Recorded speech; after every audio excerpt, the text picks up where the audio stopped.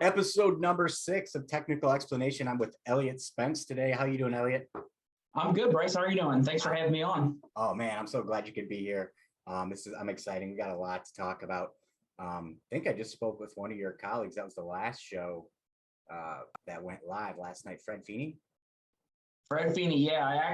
Fred was my teacher. That's when I became an official, which was, I believe it was like 8 or 9 years ago. I went to the state tournament, watched some of the matches, and, it's hard for me to coach, even though I still do coach a little bit. I was Mount St. Joe's head coach a couple years ago, but I'm now in a position in my career where it's hard for me to make the typical practice time, which is like 3:30 when school lets out. So officiating just gave me the easiest avenue to give back to the sport. And even officiating wise, I was like, man, those classes, it's 8 weeks, Monday nights, 3 hours a night, or Tuesday, or whatever night they have it. Well, then I saw Fred posted on Yappy and released this, this duck class, are you a duck? And it's a one weekend class.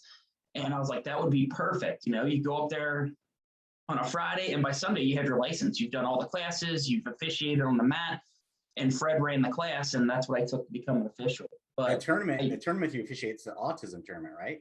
Wrestle Against Autism, yes. I was paired with Russ Parrish, a longtime, very good official, and it was very nerve-wracking going on the mat for the first time and having them evaluate you. But that's what makes you a better official. Awesome. Well, we dived into a lot of stuff. And anyone that's watched this show knows, or talked to me for 10 minutes knows I do that. But I want to start at the beginning. Tell me how wrestling became a part of your life. Yeah, so it's kind of a funny story, but it's 100% true. And me and my younger brother, Alex, we both wrestled in high school, but back when we were really young, we watched a lot of WWF and still do today. I'm a huge nerd, still watch WWF. But we used to use my parents' bed, and their bedroom is like, the bed was a ring, their dressers were the top rope. We were in like first and second grade. And at some point, some furniture, don't know what, got broke. It was probably when I was a Macho Man dropping an elbow off the dresser and broke the bed or something. And my dad, I'll never forget, he said, I'm going to go show you the real wrestling. You need to, we're going to get this energy out of you guys. We're going to show you the real wrestling. And he took me and signed me up for elder youth wrestling. And I've been involved ever since. I was in second grade, wrestled through youth, high school, placed at state, and then went on to wrestle. I actually signed with Ohio University and went there for a year, but just didn't like the Division I wrestling atmosphere. It's made for some people, and I like to do it. It was a hobby of mine. I love to do it. And so I came back home to Mount St. Joe University and wrestled here, which is about a mile from my house. And I was a 3-time All American, NCAA finalist, but still got to compete in some of the, biggest and best tournaments. I wrestled at Midlands, and that's more of another Fred Feeney story. I wrestled at the Michigan State Open back when it was one division, and I was a freshman at Mount St. Joe, and my teammate Jason Roush placed, and I placed, and we're weighing in for the second day of wrestling, and who's running the scale is Fred Feeney, and he was my mentor official when I had freestyle and Greco in high school. And I'll never forget where all these D1 guys were the only 2 D3s, I think, still placing. And I get up to the scale, and Fred looks at both of us in exact words, just, goofing like he always does. What the hell are you guys doing here? Are you lost? And I was like, I was like looking around. I'm like, what are you talking about? And he's like, get on the scale. But yeah, it's been doing it ever since. But yeah, WWF, wrestling in my parents' bed with my brother was how I got started, because I broke furniture. Okay. So that brings us to junior high, because you skipped over that. And yeah. So you actually wrestled in one of the first OAC tournaments. I wrestled in the very first and second OAC state tournaments. I can't remember where they were held. They're at Jackson Junior High. And because my dad, he works for the OAC with my cousin Jared. And because my dad and his infinite genius, he said, we got to spice that name up. We can't say Jackson Junior High. So we called it the Jackson Athletic Facility. But it was the junior high. So the Jackson Athletic Facility. And those first 2 years, it's crazy where it's gone from there. But tell me some of your You wrestled some tough dudes at that tournament, huh? I did, yeah. So my first year there, I did not place. I believe I was a match away, and I lost to who eliminated me was actually Tony Guerrera, and he ended up being a multiple-time high school state placer, but then went on and was an NCAA champion in high school or in college. I'm sorry, was an NCAA Division II national champ. And then my 8th grade year, I actually placed second, and I got tech-falled by Jay Jaggers in the finals. And that was then because Jay was the first 2-time state champ, was on the brochure the next year, which inevitably made me be on the brochure. And I emailed you that just like a fun fact. I was like, hey, fun fact, I was on the brochure of the 3rd junior high state tournament. And that's what, I mean, those tournaments they're barn burners. I mean, you get into high school and it's 3 divisions. Well, in grades or in junior high, it's all one. And these days, I mean, those kids are coming up and they're just world beaters. And those are some fun tournaments. Back when I coached Elders Junior High, I mean, those were some fun tournaments to watch.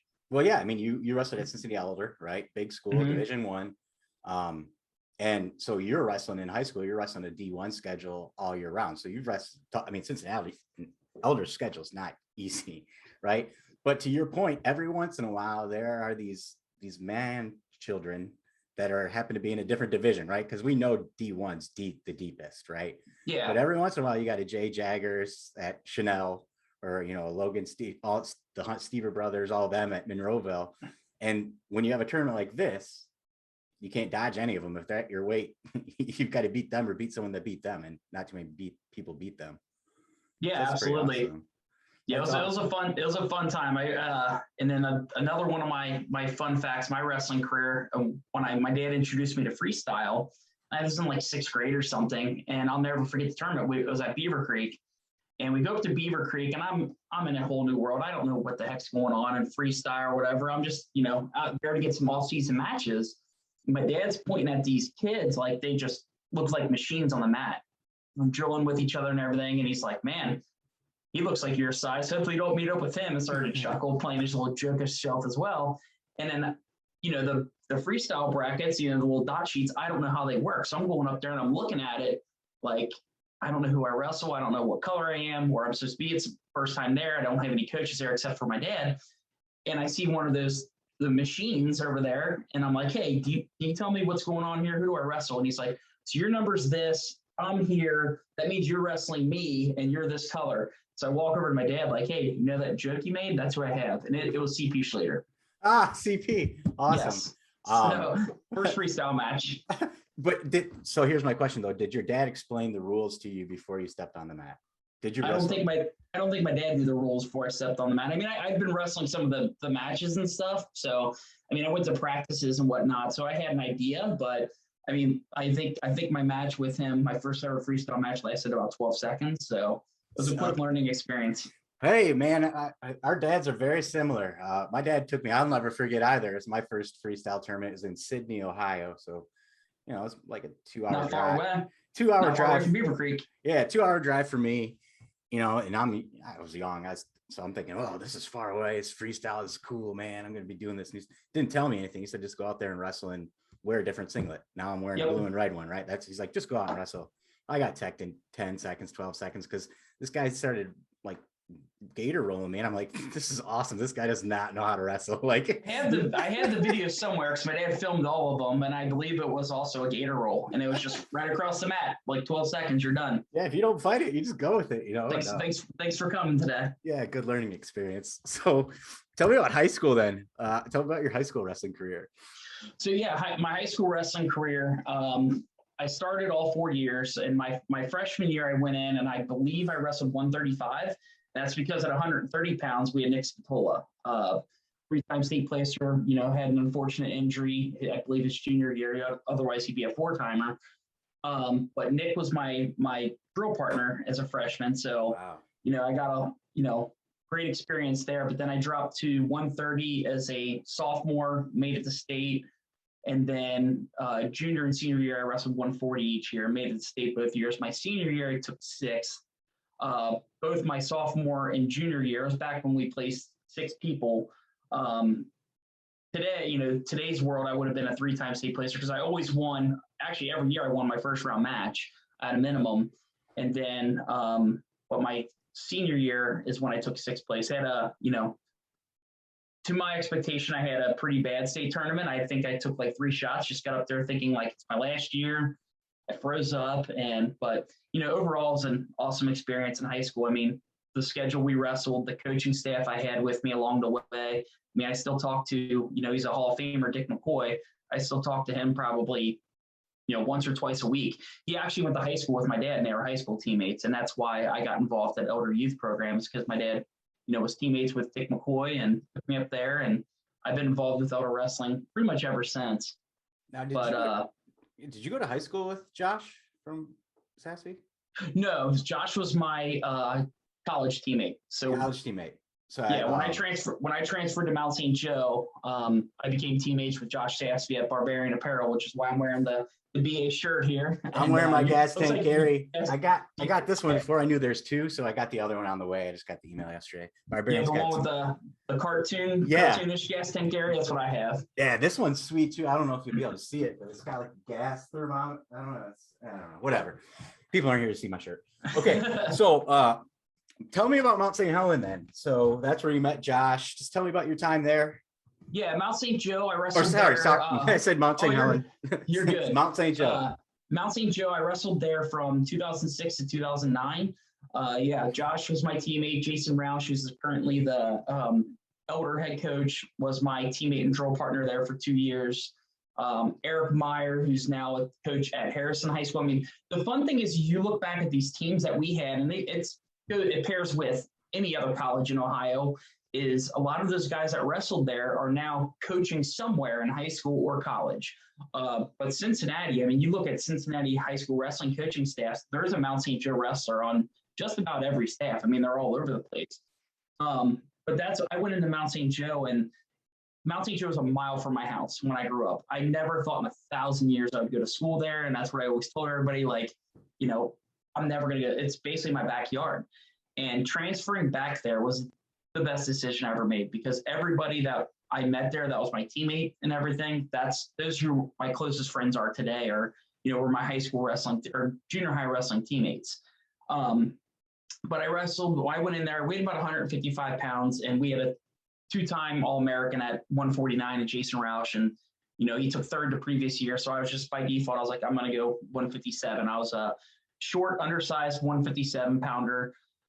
Didn't know what to expect. And in my first tournament, I went up to, me and Jason went up to Michigan State. And this was the Michigan State Open before there's 2 divisions. I mean, it's just everybody.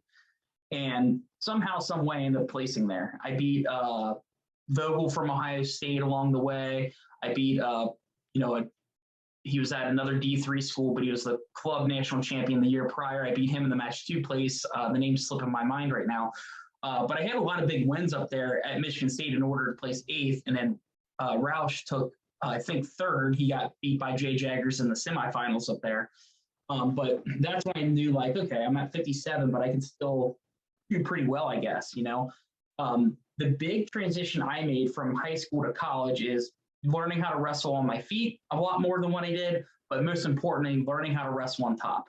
And I wasn't a big top wrestler. I mean, I have midget arms, so I obviously don't have the reach where I'm going to be dominating people on top like another guy I wrestled in college, Jake Pataskal, who has the NCAA record, I believe, on near fall points still.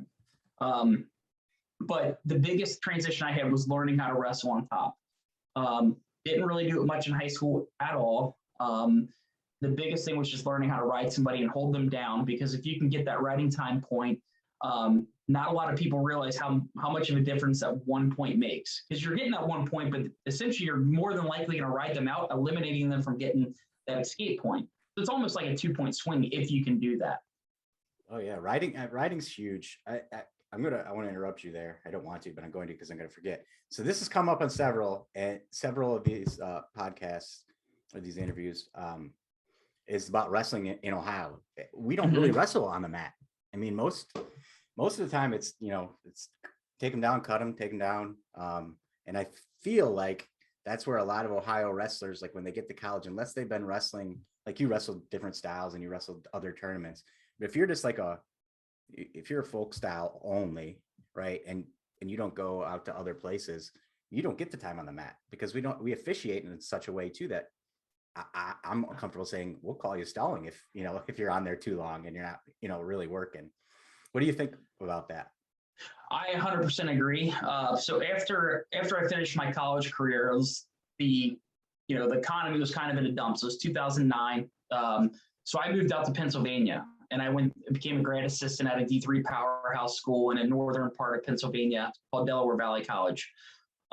Introduced me to a whole different style of wrestling out there. And the biggest thing I saw out there is because I had to go recruit the different PA schools, different New Jersey schools, because we were right on the border of New Jersey as well. So our recruiting hotbed was the Lehigh Valley area. What city were you in? What city was that in? Doylestown, Pennsylvania. How far is Easton from there? Easton's about 30 minutes. So I went to Easton a lot. It was right there. Easton, New Jersey, PA state tournament, New Jersey state tournament. And I will tell you right now, the biggest thing I saw as a difference, and obviously, you have studs out in PA, New Jersey. That's a big part as well. But it was officiated so different. I mean, like on top, you're grinding, you're beating the guy down on top, and the referees are, they let it happen. And it's not that they let it happen. It's just that is wrestling there. I mean, you're taught to wrestle on top. You're taught to ride guys out. You're taught to turn them, and you're not penalized for doing so. And the same happens in New Jersey. I just feel like coming back to Ohio, I saw it officiated in the way that if you're wrestling on top and you're grinding this guy down and the guy on bottom is laying there, it's going to be the top guy 9 times out of 10. So we're conditioned in a way that we're going to take him down and we're just going to let him go. And we're going to take him down and we're going to let him go. And on the flip side, that conditions our fans to be the same way. Where if it's a barn burner match, it's a great match. It's 2-1. Guy chooses bottom third period, gets broken down. The guy's on top and riding him. They're going to start stalling, yelling for it. You hear it every tournament. And they're looking for the top guy to get hit, even though the bottom guy's laying there, not really doing much. And that's just how we're conditioned that way in Ohio, in my opinion. Yeah, so it's different in different cities, but it's still the same. Like even in Cleveland, it's going to be, they're going to be, yelling for the stalling call, and it's likely going to be the top man. Yeah, I feel I'm from the north, which is Sandusky, St. Mary, so about as north as you can go. And so we traveled around too. But yeah, we always thought like when you get to the state tournament, it's the first time that you're going to wrestle someone from the South. And we always thought in the South they're better on the mat. Mm-hmm. Like that was at least in our wrestling room. It's like, hey, if you got a guy from the South, you got to wrestle every position, or else you're not going to win. Here, if you can take them down and let them go, but that doesn't happen at the state tournament. But for those reasons, exactly, because you're like, this is too close to lose a match because of an arbitrary stall call. When you just said before, when we talk about ride time, 1 point is really important. Well, 1 point in the state tournament is the difference between placing, right? Well, if you're riding somebody, and in college, I got to the point where I had this happen a lot, where it's a close match and the guy's going to try to get out and you're going to return them. He gets out again and you return them, then you break him down. Eventually, it's going to get to the point where you feel him give up. I mean, it's just like he lets that breath out and you have a tight waist and it's like, all right, I know I'm going to ride him out. He's not getting up again. And it's like one of the biggest things that can just defeat somebody. If you can ride them out and just pound them into the mat and they don't get out, they try like 2 or 3 times, 4 or 5 times, whatever it is, and you break them down for that last time, you feel them give up. And it happens all the time. It gets that way sometimes on our feet, but I had it happen to me so much, or felt it so much when I was riding somebody on top. And it can be like that 1, 2, 3 point match. And it's just, they just give up because they know they're not going to get out. And it's that top bottom wrestling makes such a difference, but we don't see it a lot here. That's There's guys there's wrestlers that are very, very good in Ohio. Obviously, Logan Seaver came out and was just an animal and one of the best ever, even in NCAA. I mean, yeah, Jaggers. It just, you don't see it a lot, but those guys that do have it in high Mitch school. Clark was an Ohio boy too, wasn't he? Yep. Mitch Clark? Yeah. Talking about being able to ride. He teched this guy in the finals his senior year in the first period. On one takedown. Yeah. Gosh, that was my first NCAA tournament. I was so spoiled. Yeah, I mean, I just wish we could get to there's more parity, right? Because it would put everyone on a level playing field. If we could all just kind of get together. I don't know how that would happen. Someone's way smarter than me. We'll figure that out. But so you're coaching in the Delaware Valley. How many years did you do that? I was there for 2 years. So I was there, got my MBA, graduated, and then upon graduation, I moved back. But another one of my assistant coaches out there at Delaware Valley, his name was Joe Silvestri. He's a big official out in the Delaware area. And I don't know if his family runs it, but his family, he's from Delaware. His family is very, very involved. If they don't run it, then they are like on the board. He officiates there at the Beast of the East. Oh, I got really? To go to the Beast of the, I got to go to the Beast every year I was out there. You know, get floor there passes. Too, don't they? Oh yeah. Yeah. That was an awesome tournament. So that's the second time that tournament's come up in someone's like this tournament's not only is it a great tournament, but they treat the officials right. And yes. They do everything. That's sweet, man. So you came back to Ohio. What then? So I came back to Ohio and I ran the Elders Junior High program for about 3 years. And then I got a job where it was hard for me to, still run that. But then someone came to me and said, as the current head coach at Mount St. Joe said, he's giving it up and wanted to check with me to see if I'd be interested in taking it over. And at this point, Mount St. Joe had like 2 guys on the roster. And I still lived about a mile from the school. I came back to Cincinnati and bought a house, and it was about a mile and a half from Mount St. Joe. And said, do you want to try to take this over as a part-time head coach? So I went to my manager at work, talked to him, and talked to my wife, got their blessing. And so I took on the task of basically trying to rebuild Mount St. Joe. Okay. And we went from having 2 guys on a roster to I brought in about 20, 25. Brought in Antonio McLeod, who's a state champion at Elder. Brought in Cam Sourwine from Harrison, who wrestled Antonio in the state finals. Brought in a lot of guys from Kentucky, a state placer from Ross, your 125-pounder, and then brought in a bunch of young coaches that, like Charles Mason, who wrestled at Notre Dame College, Orlando Scales, to be my assistants that were well-known faces, well-known people around Cincinnati to help rebuild the program. And within a year, we got it back to where it was a full-time head coaching job. I turned it over to Charles Mason. And now that program's back up and running, hopefully this year with, last 2 years not really having a national tournament. We'll get a national champ, I think. So that's basically what I've been doing is coaching junior high, coaching college, and officiating. Okay. Officiating. When did that start? And what was like the thing, again, I mean, obviously you love wrestling. We've talked about wrestling in every stage of your life so far, but what made that make sense? With my job, it's just hard for me to, maintain the schedule that is needed to be a coach at the high school or college level. I can obviously do junior high or youth, but, I went to a couple tournaments upon returning and, well, not upon returning, it was before I left, but I was at, the big one was a state tournament. I watched a state finals match and I just personally felt it was just officiated pretty poorly. And this is the level, the state finals of the Ohio State tournament. Of the Ohio State tournament. They carry some weight.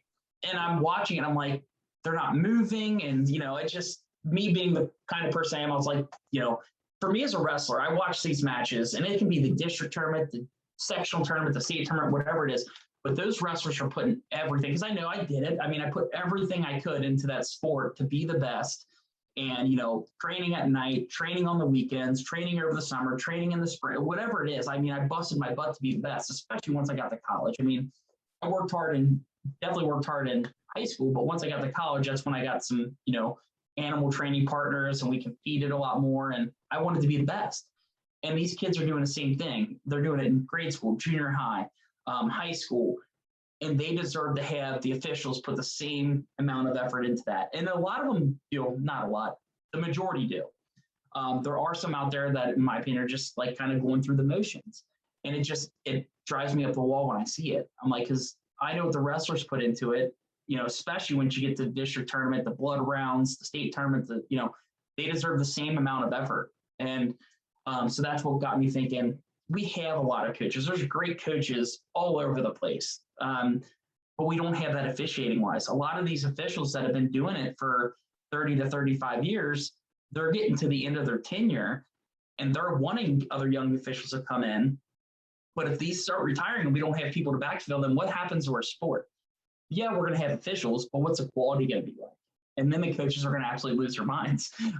So I decided after watching that, I'm going to become an official. And then Thread, literally following that up, posted on Yappy about this one weekend thing. And I talked to a buddy of mine. I was like, let's go do it. I mean, that's a perfect opportunity to do it in a weekend. So I've been doing it for about 8 years. I took a little bit of a break while I was coaching Mount St. Joe, but I maintained my license. And, last year with the COVID year, that was probably the roughest year of officiating, because it was just, basically Wednesday through Saturday, or sometimes Tuesday through Saturday, because most teams were just doing duels. Yeah. But I think I ended up doing between everything. It was like 45 events last year. Yeah. Wow.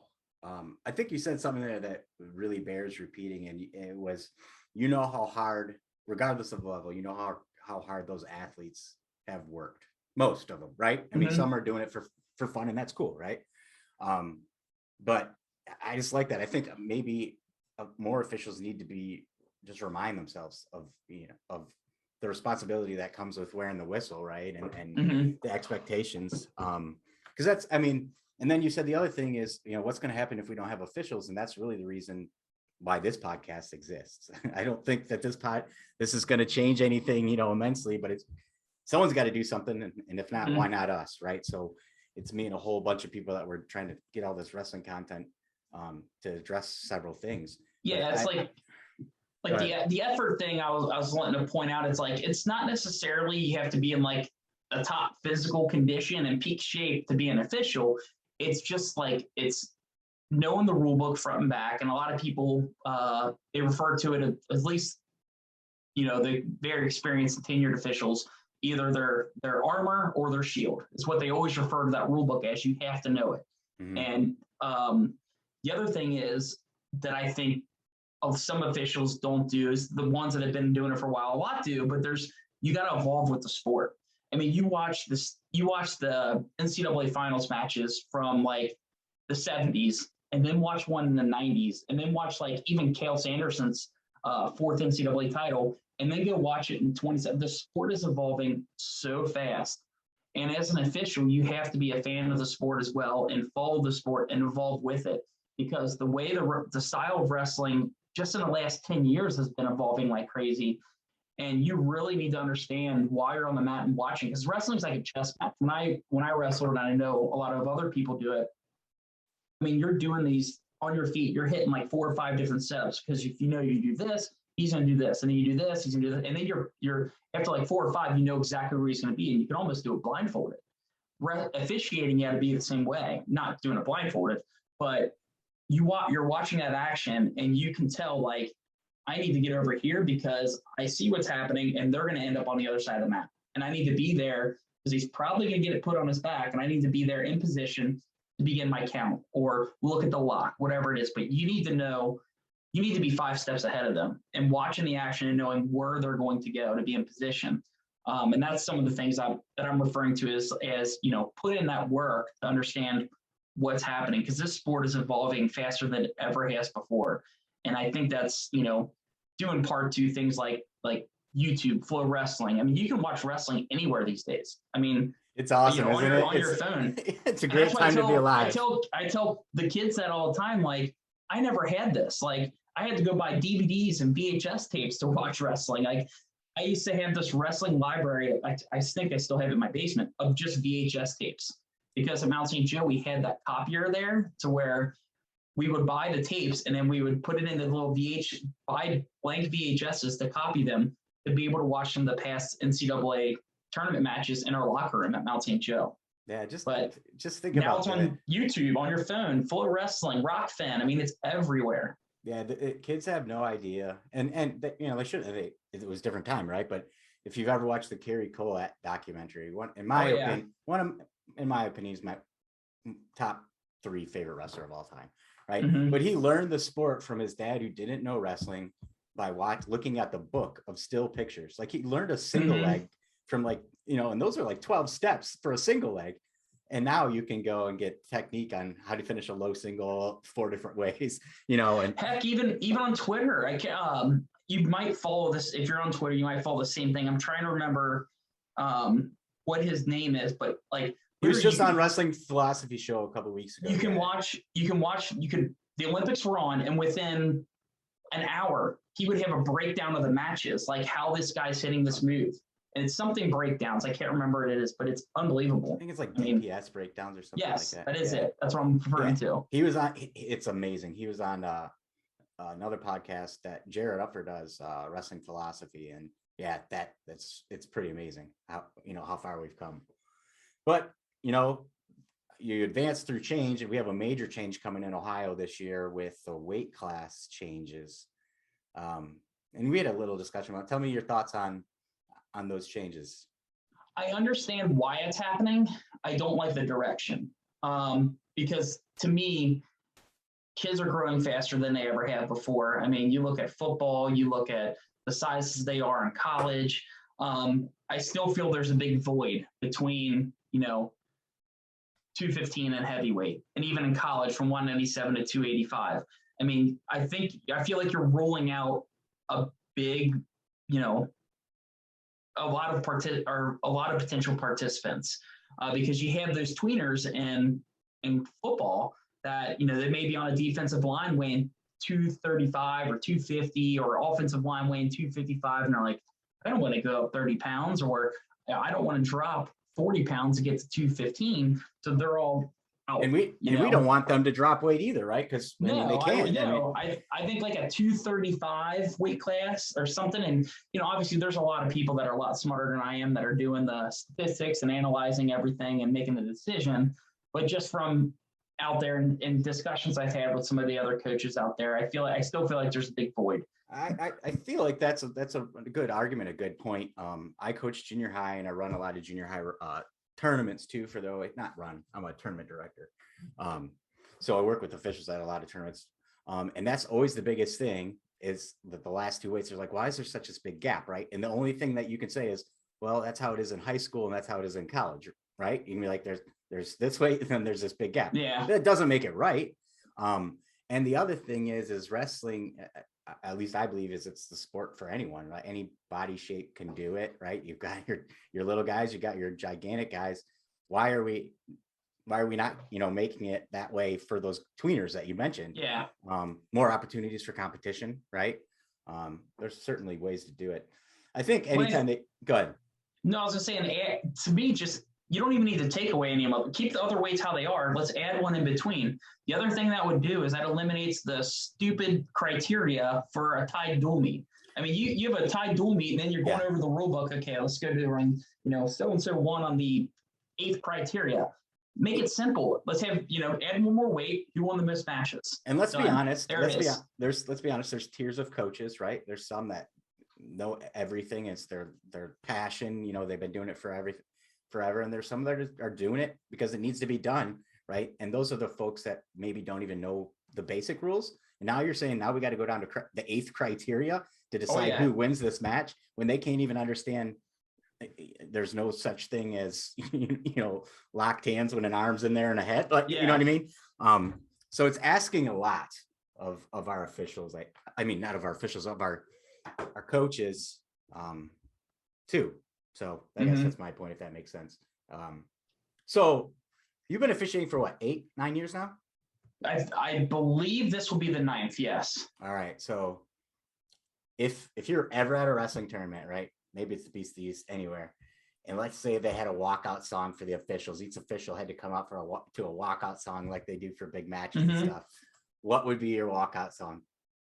It'd be the same one I had when I did my 2 MMA fights, which is Paper Planes. I can't even remember. I think MIA is who sung it. And they're like a one-hit wonder, and I'm trying to remember what movie it was from. But it's like it just sounds like a goofy song, which is what it is, which is why it was my walkout song for my 2 MMA fights. That's awesome. I mean, if Spencer Lee can walk out to the Pokemon theme song, Spencer Lee can walk out to whatever he wants. I'm in that camp too. So, you're a young official. You already said, we already know we have a crisis across the entire United States. In Ohio, it's, for us, that's what we're focused on with the OAC, a partner that I work with too, right? Because they want to have quality tournaments. So we know we need to have quality officials, and some of the best ones are the ones that are going to be retiring here pretty soon. Yep. So imagine you're in sales and you have to sell a young wrestler that just came out of high school or maybe out of college. There's no Olympic training for them. There's no college training for them, right? Their career in wrestling is over. What's your pitch to them on why they should consider becoming a wrestling official? So to me, my pitch would be, if you want to stay involved with the sport, you want to give back to the sport that's given so much to you. I mean, that was my big draw. I mean, this sport is responsible for a lot of the best friends I have, where I'm at in life. I mean, I attribute that to wrestling and the values it instilled in me. It would be, if you want to continue giving back and you want to do it in a way that is outside of coaching, officiating is the best. You still get the same values out of it. You still meet unbelievable people, build amazing relationships, and have that brotherhood. Because it's like in wrestling, it's no matter where you're at. If I'm walking around and see somebody wearing a wrestling shirt walking down the street, I immediately have like a known bond with this person. Like, I know what you've been through. I know what you've done. I mean, you're in the sport, you're a part of the brotherhood. And officiating's the same way. You still build those relationships with officials, with coaches, with wrestlers, with wrestling parents. You still have that camaraderie. You still get to go to the best tournaments out there, have the best seat in the house because you're on the mat. Yep. And enjoy the sport and continue to give back. And then once you continue building with it, you get to travel around. You get to go to some of the best tournaments in the country, maybe even the best tournaments in the world if you get into officiating freestyle and Greco. But to me, it's the best way there is outside of coaching to give back to the sport and continue to give back and help develop the relationships and grow the sport of wrestling. All right. That's a good one. And you know what? A lot of them have the same thing. And it's really, I think giving back is important, right? Especially because you're not going to become rich in officiating. It's just, if you're in it for the money, you're probably doing it for the wrong thing. Now, if you're in it to enjoy the sport, give back to the sport while also getting paid a little bit on the side, it's perfect. It's the best there is.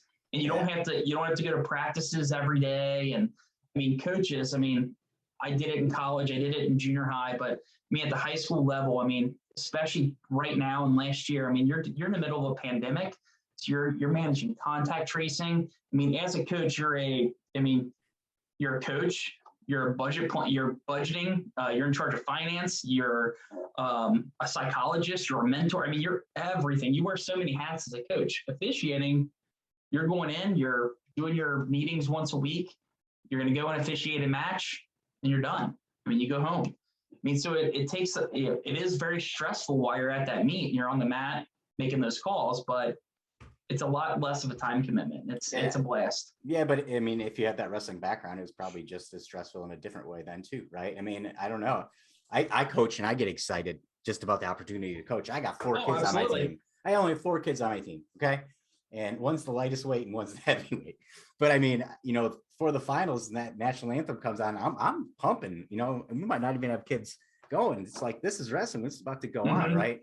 And so you can get that. I know when I officiated a long time ago, I still got psyched up for it, right? It's like, but you're coming back to officiating. Oh, I am. You're gonna be back. If I don't get my license before Fred Feeney's, he has already got me signed up for that. If I don't get it before then, need to get it back. That could be a whole hour-long podcast. Absolutely. So hey, we've talked a lot about wrestling. One of my goals of doing this is telling people's wrestling stories is what I call it, but then also just getting people, getting coaches and the competitors to also know the people that are calling their matches are human beings just like them too. Sometimes forget about that. So I want to touch a little bit on the family side. You mentioned your wife, so you're married? Married, yes. What do you do for a living? So for a living, I am a consultant. I do cloud consulting for banks. I do Salesforce consulting. Salesforce is the biggest CRM in the world, and I do Salesforce, and then I do Encino. Encino is a cloud origination system for banks that is built on Salesforce. Cool. So I do Salesforce and Encino. I implement digital solutions for banks and credit unions. Sweet, man. So if this thing doesn't work out, then I'm going to start a credit union /bank/wrestling podcast, and we'll be the only 2 on it. But yeah, every time. I'll have fun. What are some of your, when you're not on the mat, what are some of your hobbies, some of the things you enjoy doing? So I I'm always doing little projects around the house or in the yard. So very hands-on, watch a little bit of TV, going to the gym, working out. And then I, love doing things outside as well. Disc golf, going for runs, sometimes a little bike ride. I bike a lot more than Josh Sassby from Barbarian. Yeah. So if he's listening, yeah, I definitely bike more than him. This is going to be a fun conversation later. But no, just, staying active, love being outside, hiking, going on walks, bike rides, whatever it may be. So you said disc golf, definitely. I'm glad you said that again, bookends there, because I know Ben Askren's going to listen to this, and he's a big disc golfer, right? So maybe if nothing else, you can go out to Funky Farms and play on his. He needs to come to Cincinnati and play. We have some nice little disc golf course around the tri-state area here. I'll send him a DM. I'll see what I can do. Yeah. So did you watch it? Bring him down and we can record it. We can record it with him, a podcast with him. Dude, he's got some great takes. He does. That would be a fun one. Did you watch any of the Olympics this year? Were you able to? I watched just about all of it. I overslept for some, but yes, I did. And it was unbelievable. I mean, just the United States in general. And like I said, it's evolving here. The sport is evolving faster than ever before. And that Olympic performance was unbelievable. The men's and the women's side. And some of the greatest matches you'll ever see. I thought the end of David Taylor's match was unbelievable. Like, oh my gosh. I did too. I thought it was never going to be topped. And then you see Gable Stevenson. It's like, geez. Dude, I got a shirt. I had to get a shirt from Barstool. Yeah, with the score on there. Yeah, that's awesome. And they sold out of those in about 30 minutes. Well, because I bought that in the F excuses are for wussies. Spence, I had to buy that one too. But I think one of my friends just told me yesterday, I think you're just now recovering from the lack of sleep you got during the Olympics, because I was watching it live. I didn't want it ruined by Twitter or anything. Yeah, you watch till from 9 to 1 in the morning, get about 4 hours of sleep, wake up at 4:30, 5 o'clock, start it again. Yep, and then I'd come into work. I work remote, and come into meetings with a big smile on my face or something like that. My team's like, "What?" I'm like, "You don't understand what you just missed and I just saw." Yeah. We're different. We're different people, man. But yeah, that was a heck of a show. And the women, they're going to be there for a while, and they are stacked in the juniors too. I really attribute it, like the growth of the sport we're experiencing right now. I attribute it to women's wrestling.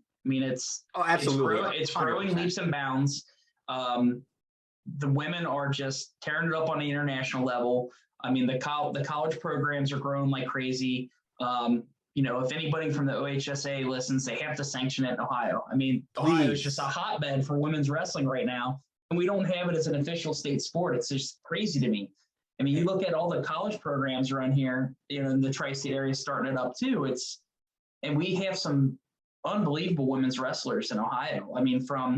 From the grade school level all the way up through high school and college. It's got to happen. It has to happen, especially since this year with COVID, the state tournament. Thankfully, we're back at the shot next year, but we're in 3 different high school gyms this year, and because of that situation, I got to be there. I had no business being there. I'm not a coach. I got to cover for media. I was shooting film for Zeb Biller and Go Hiocast. Yeah. So I had one of the better seats in the house, right? And I wasn't a coach, official, or a competitor.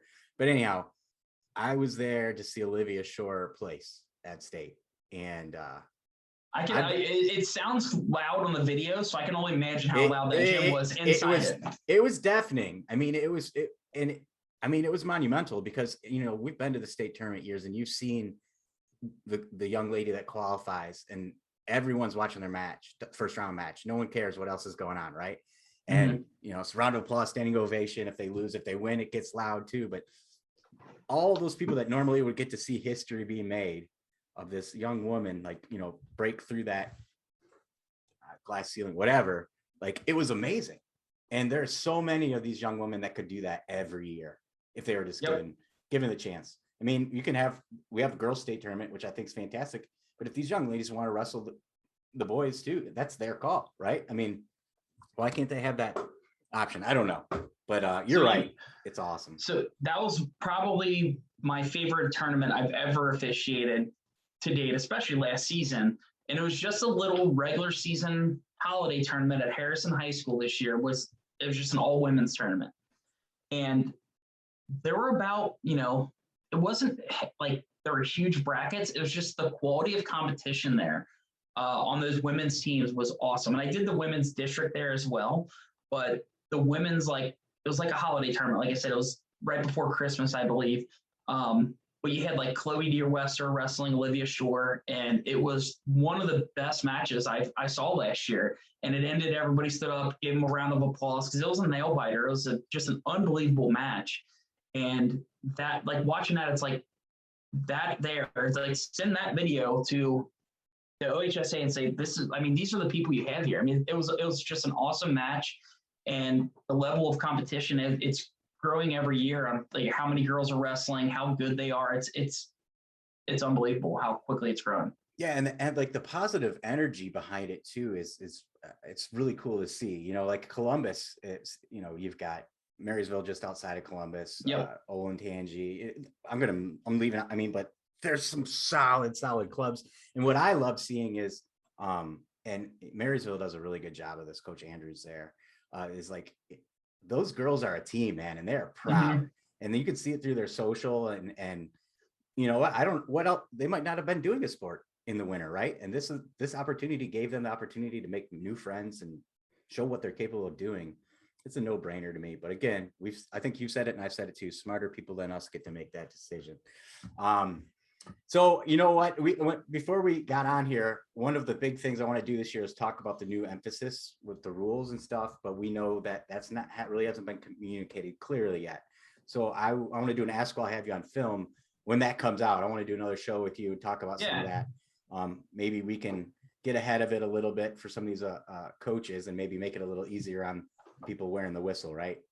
So they won't have so many questions. Yeah, it's one of the things that I do, just prepping myself. I take a lot of pride in trying to know or knowing as much as I can in the rule book. I don't believe you. Can I see your rule book? Yeah. I told her, it's like the shield, your coat of arms, and knowing it. And so I take my rule book, and this is something that Fred, talked a lot about in this class. So I do it, and I read this book probably once a week. I'm not kidding. Front to back, I'll read the whole thing. It doesn't take too much time. But what I do is I try to tab just off of memory. What are some of the most common questions I get from coaches when what about this? What about this? Or they'll take the table over this. And I try to tab where that all is. And I kind of write on there, what's on there, like stalling and, the assistant ref and what they're supposed to do, technical violations, the on-site skin checks and everything. So just knowing all those things so I can quickly get to it. But I read this thing once a week. And that's what it comes down to. We were talking earlier about, officials are humans. We make mistakes. It's going to happen. And there's never a time when I leave after a coach questions me and it's a questionable call. I can promise you right now, I do not leave not feeling did I make a mistake? And it weighs on me. And because that's one of the things, because I know that, like I said, I know the effort that they put into it. I want to make sure every single call is spot on and right. And there were a ton of times last year when I left and I'm 3 days later, I'm sitting there and it just bugs me. Did I mess that up? Did I mess that up? And I'll go and because everybody has everything on Facebook and social media, I got to go find this match. I got to rewatch it. And I'll rewatch it and pause, zoom in, did I get it right? But it weighs on me. I mean, it's something every official is going to do. You're going to make mistakes. It's how do you recover from that mistake? You can't let it affect you in the next match you do. I mean, you got to brush it off and move on. Now, after the tournament, yeah, you're going to be thinking about it. And I do that all the time. I get that right. But I try everything I can to prepare myself. And it's watching other officials. What are their mechanics like? To me, that's the rule book and your mechanics are the most important thing to an official. You got to get those down. And mechanics, knowing where the match is going to be, being in the right position, communicate. And it's one of the things I do out there. I'm loud.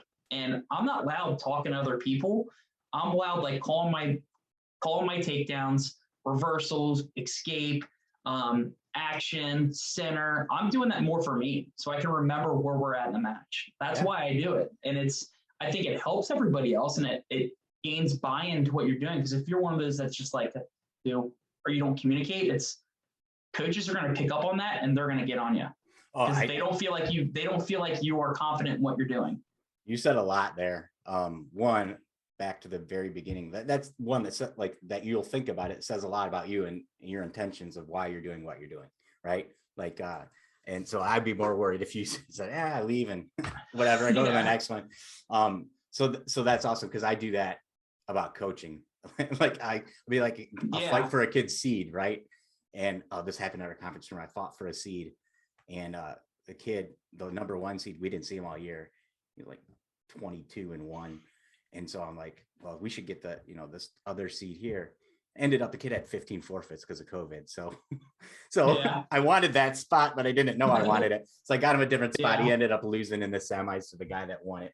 But, for days after, I was like, I messed that up, right?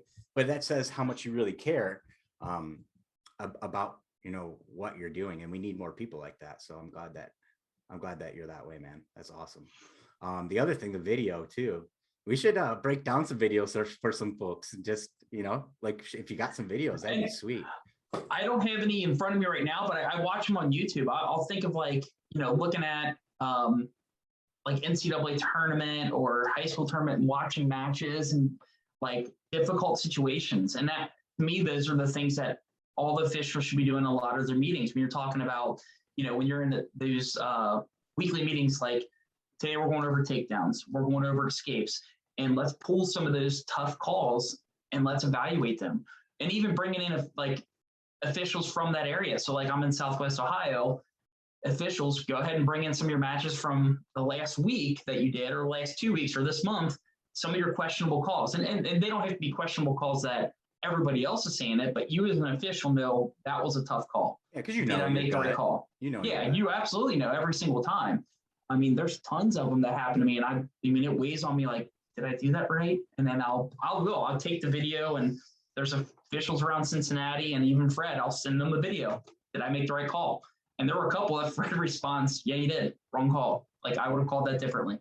Well, why? And then I ask that, why? What do you see? And it helps. It helps a ton at getting those officials out there that, help you like that, be a mentor. Yeah, it's awesome, man. Again, this whole conversation is like the parity between wrestling and officiating, right? Like, I mean, you watched tape to get better at wrestling, right? You weren't getting paid to wrestle. You're getting paid now, and you're determining the outcome of these athletes. In their mind, most important match. Every match is the most important, right? So why wouldn't you treat it that way? Wow. Yeah. Film study. There might be something there. Hey, I've kept you for an entire hour. I appreciate it. I think I could do this for another hour. Is there anything else you got that we didn't get to go on? I'm sure we're going to be on again, but. I mean, just one of the things that people always talk about, how do we get more officials involved? And I've talked to you about it because we kind of work in a similar industry. And I was telling you like some of my thoughts and things that I think we could do. Now, again, there's people smarter than me making decisions on how we're going to get people licensed. But to me, in the last 10 years, and especially in the last year with this pandemic, we've seen a lot go virtual. Podcasts are picking up. People can attend school virtually. You're working remotely. A lot of things have gone virtual. And like the class, like Fred's 1 weekend class, and there's other areas doing the 1 weekend officiating class. But to me, I think a lot of this stuff that we do, at least the very beginning parts, can go virtual. And it's one of the things that I think should be explored on how to get more people involved in officiating. Well, let them learn at their own pace. That doesn't mean because you're still going to have to go do that, get evaluated at a tournament before you get your license. You still need to, get paired up with the mentor official, and you're going to start doing like youth and junior high tournaments. You're not getting thrown straight into the big leagues. You're going to learn that way too. But instead of sitting in a classroom, but we can still offer that, 16 hours of class, but doing it virtually, because you still cover all that content where they can learn at their own pace, have all those classes offered in a self-paced way. I mean, it's one of the things I do create virtual training for Salesforce. Yeah. So it's one of the things that help people get certified in it. And so I'm used to it and I know what's available. I mean, there's a lot of really good platforms to offer virtual training. No, I think you're right on. Even before COVID happened, and now in the environment in the world we live in now, there's certainly a percentage of jobs of people that will never return to an office because these organizations have realized, we could have been doing this and Our business model didn't change at all, right? And so, but even pre-COVID, in order to be a coach, you know, with on the up and up with the OHSAA, you have to take like 10 hours worth of classes. You have to take CPR, and everything except CPR is virtual. So why wouldn't we do that? Including officials. Concussion training for coaches and everything. Yeah, I mean, why would you can do that virtually? Yeah, I did it all virtually. And I'm not saying like the evaluation side, you still have to officiate. No. You can officiate, know the rules, and you still have to take the test. I mean, but you can get the same amount of, I think, quality training virtually by offering, you know, learning the rule book virtually, because there's a lot of interactive ways to do it now where you can show a clip of a wrestling match and say, click the screen when it's a takedown, or click the screen, click the different areas of this match that tell you it's a takedown right now. And you have to, you know, show they're behind, and, you know, there's you know, points on the mat, all that. Yeah, you can do all of that. But I think it's definitely possible, and it's a way to get more people involved because they can train at their own pace. They don't have to rely on getting off work at a certain time. Someone has to babysit their kids. I mean, there's a lot of reasons why people can't get out and, you know, attend class. Well, yeah, I think what we're saying is, why don't we run this thing like a business, right? Because think about it. Think about what's banking, right? Branches don't disappear because certain people want to go into a branch once every once in a while, right? But if they never want to go in a branch, they can go online and do their online banking, apply for a loan, do whatever, right? Apply for a loan, apply for a credit card. I mean, anything, right? Mortgage, so I can do it all virtually. Why wouldn't we run trying to get more people to be officials the same way? Look, if you want to do it in a classroom on a Monday night for an hour for 8 weeks, and then a tournament at the end, more power to you, man. We can make that happen. But if you'd like this option, let's do it. Like, let's make it accessible as possible for people in their different lifestyles, right? Correct. That's a great point. Hadn't really thought about it other than outside of our discussion, but hopefully someone's listening. Yeah. Hey, thanks for getting that in there. That was really important. I'm glad that you remembered to do that. Man, this is a blast. Hang out a little bit after when I turn this off. I want to just chat with you a little bit, but thanks again. And we'll talk soon, man. All right. Thanks for having me. All right. Thanks for being here, man.